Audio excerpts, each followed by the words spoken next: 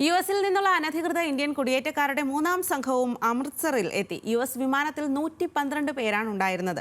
മുൻ ബാച്ചുകളുടേതിന് സമാനമായി ഹരിയാന, ഗുജറാത്ത്, പഞ്ചാബ് സംസ്ഥാനങ്ങളിൽ നിന്നുള്ളവരായിരുന്നു ഭൂരിഭാഗവും. അനധികൃത കുടിയേറ്റക്കാരുടെ നാടുകടത്തലുമായി ബന്ധപ്പെട്ട വിവാദങ്ങൾ കനക്കുന്നതിനിടെയാണ് കുടിയേറ്റക്കാരുമായുള്ള മൂന്നാമത്തെ യുഎസ് വിമാനം ഞായറാഴ്ച അമൃത്സറിലെത്തിയത്. ഗുരു രാംദാസ് അന്താരാഷ്ട്ര വിമാനത്താവളത്തിൽ ലാൻഡ് ചെയ്ത വിമാനത്തിൽ 112 പേരാണ് ഉണ്ടായിരുന്നത്.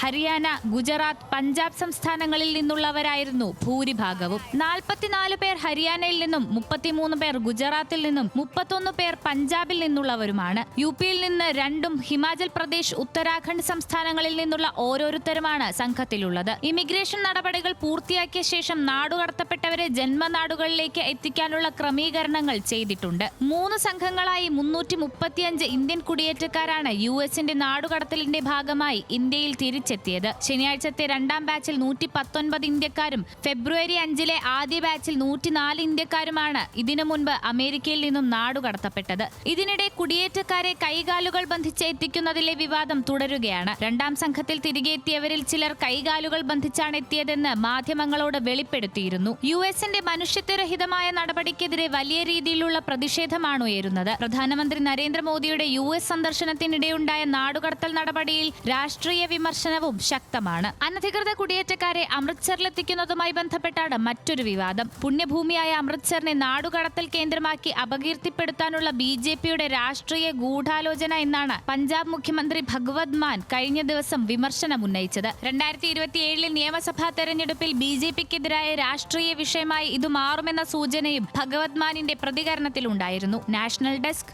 ന്യൂസ് മലയാളം.